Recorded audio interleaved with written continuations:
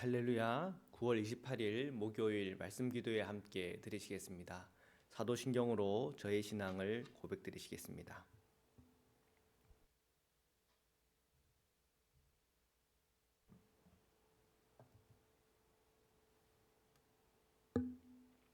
전능하사 천지를 만드신 하나님 아버지를 내가 믿사오며 그 외아들 우리 주 예수 그리스도를 믿사오니 이는 성령으로 잉태하사 동정녀 마리아에게 나시고 본디오 빌라도에게 고난을 받으사 십자가에 못 박혀 죽으시고 장사한 지 사흘 만에 죽은 자 가운데서 다시 살아나시며 하늘에 오르사 전능하신 하나님 우편에 앉아 계시다가 저리로서 산자와 죽은 자를 심판하러 오시리라.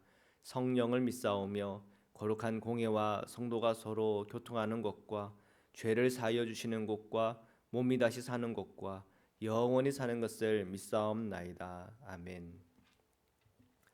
거룩하신 하나님, 오늘 이 아침에 저희가 주님 앞에 나와 기도와 간구로 찬송함으로 주님 앞에 섰습니다. 저희 심령과 마음속에 예수 그리스도 안에 있는 은혜로 복된 마음으로 주님 앞에 서게 하시고 저희들의 간구와 기도 위에 응답하여 주옵소서. 오늘 주님의 말씀을 함께 읽고 묵상하는 가운데 그 말씀으로 깨닫게 하시고 그 말씀을 통해 주님을 느끼고 성령의 인도함 받는 은총 허락하여 주옵소서. 거룩하신 예수 그리스도의 이름으로 기도드립니다. 아멘. 우리 시편 49편 1절에서 13절의 말씀을 함께 보시겠습니다. 1절과 2절과 3절을 읽겠습니다. 뭇 백성들아 이를 들으라. 세상의 거민들아 모두 귀를 기울이라. 귀천 빈부를 막론하고 다 들을지어다. 내 입은 지혜를 말하겠고 내 마음은 명철을 작은 소리로 읊조리로다. 아멘. 시편 기자는 지혜의 시를 시편으로 담고 있습니다. 그 지혜를 읊조리는 운율 있는 시로 또 악기에 맞춰서 노래로 이렇게 표현을 하고 있죠. 이렇게 시로 짓고 그리고 노래로 그 지혜를 담는다는 것은 그 지혜를 모든 사람들이 깊이 이해하고 또 그것을 깨닫고 알기를 바라는 시편 기자의 마음이 있다 봅니다. 이 지혜는 모든 사람이 들어야 될 지혜요.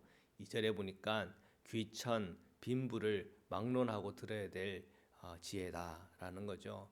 귀천이라고 하는 것은 당시에 권력을 얘기하는 겁니다. 그때 당시에 뭐 클래시즘이죠. 가난한 자, 부한 자, 권력이 있는 자, 없는 자 이렇게 급을 나누는 세상 아닙니까?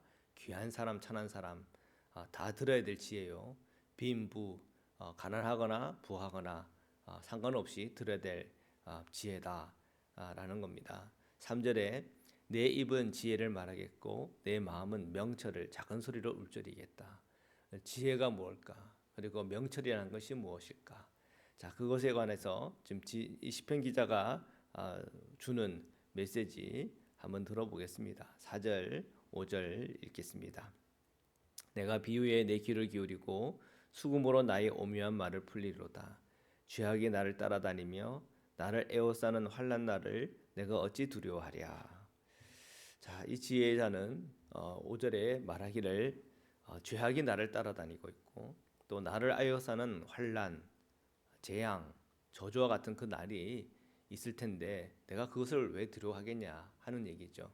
왜 안 두려워합니까? 나에게 지혜가 있으니까, 명철이 있으니까, 잠언이 있으니까, 오묘한 말이 이해가 되니까 두려워하지 않겠다는 거죠.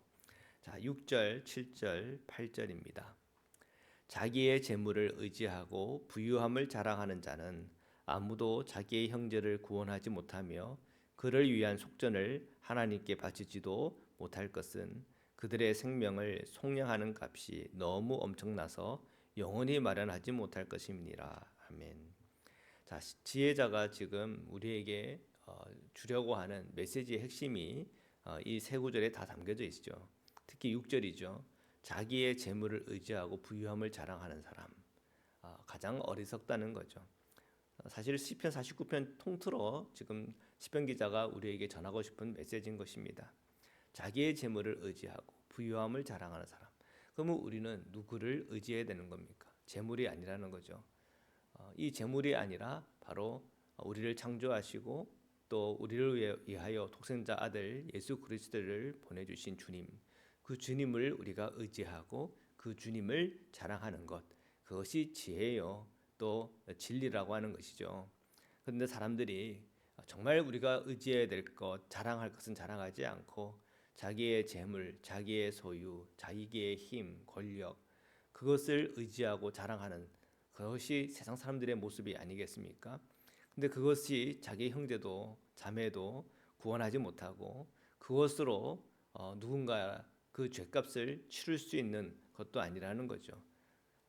그 속전이라고 하는 것은 랜섬이잖아요. 그러니까 그 속전을 통해서 사실은 노예를 사가지고 노예를 해방할 수도 있는 것이 참 역시 돈이 힘인데라고 생각할 수 있겠지만 그러나 이 속전이라고 하는 이것을 하나님께 바치지 못한다 하는 의미는 진정한 그 구원이 재물에 있지 않다는 거죠. 8절에 그들의 생명을 속량하는 값이 너무 엄청나서 영원히 발현하지 못할 것이다. 이것은 눈에 보이는 당시의 노예 제도를 얘기하는 것이 아닙니다. 하나님 앞에서 한 인간의 존재를 얘기하는 것이요. 하나님께서 그를 용서하고 받아들이고 구원하고 하는 이 놀라운 하나님의 그 크신 은혜에 관해서 감히 그것을 재물로 논하고 돈으로 그 값을 매기겠습니까? 시편 기자는 그것을 우리에게 설명하고 있는 것입니다. 자, 계속해서 말씀을 보겠습니다. 9절과 10절입니다. 그가 영원히 살아서 죽음을 보지 않을 것인가? 그러나 그는 지혜 있는 자도 죽고 어리석고 무지한 자도 함께 망하며 그들의 재물은 남에게 남겨두고 떠나는 것을 보게 되리로다. 아멘. 자, 결국은 자기 재물을 의지하고 부유함을 자랑하는 자가 영원히 살겠는가? 그렇지 않다는 거죠. 우리 인생이라고 하는 것은 늘 한계가 있다는 겁니다. 그래서 우리 모든 인간은 하나님 앞에 겸손해야 되는 것이고 그 인생살이에 있어서 교만을 떨 필요도 없고 또 돈 의지할 필요도 없는 겁니다. 결국 하나님을 의지하고 주님 안에서 지혜 있게 하루하루 살아가고 그죠? 우리가 너무 교만할 필요도 없는 거죠. 그 교만 때문에 사람이 다치고 그 교만 때문에 사람이 무너지고 또 하나님 앞에 큰 벌을 받는 것 아니겠습니까?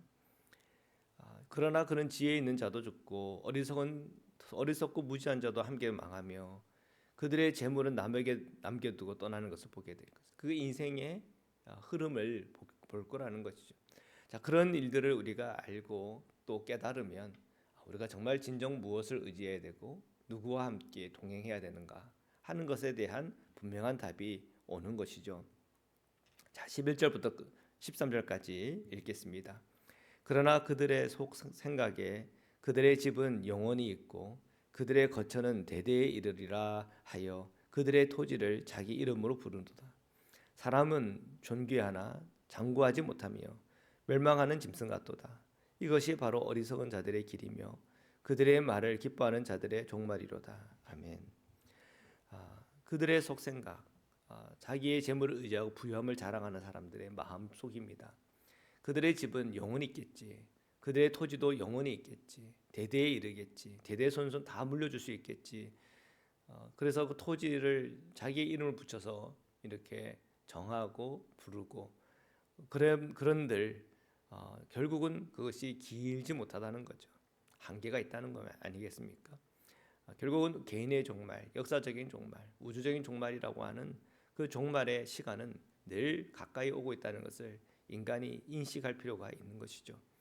그 눈이 열리면 우리 주님이 얼마나 소중한 분이시고 우리의 구원이 얼마나 소중한 것이고 복음을 통해 예수 그리스도를 통해 하나님의 의가 계시되고 또 예수 그리스도 통해 죄인인 우리가 의롭다 칭함을 받고 그리고 믿음으로 믿음에 이르는 이 놀라운 성화의 길, 거룩함을 추구하는 길을 그리스도인들이 걸어갈 수 있다는 것은 얼마나 큰 축복인 줄 모릅니다. 결국 13절 이것이 바로 어리석은 자들의 길이고 그들의 말을 기뻐하는 자들의 종말이다. 결국은 자기의 재물을 의지하고 부유함을 자랑하는 사람들은 그 어리석은 사람의 길을 걸어가는 것이고 그 사람들의 말에 의해서 나도 그렇게 살아야지. 거기에 꿈을 꾸고 비전을 가지고 걸어가는 사람들은 결국 그 끝이 종말이 어떤 것임을 깨달아야 한다는 것입니다. 우리는 주님의 말씀을 읽고 묵상하는 가운데 주님의 진리 안에 늘 거하고 복음을 통해 하나님의 의가 나타나고 그 하나님의 의를 통해 우리가 믿음으로 믿음에 이르게 되는 이 놀라운 예수 그리스도의 십자가와 부활, 그리고 예수님의 그 가르침과 그 메시지를 붙잡고 오늘도 살아가는 은혜와 복이 있기를 주님의 이름으로 축원합니다. 말씀으로 기도드리시겠습니다. 사랑의 주님, 오늘도 주님의 말씀 앞에 섰습니다.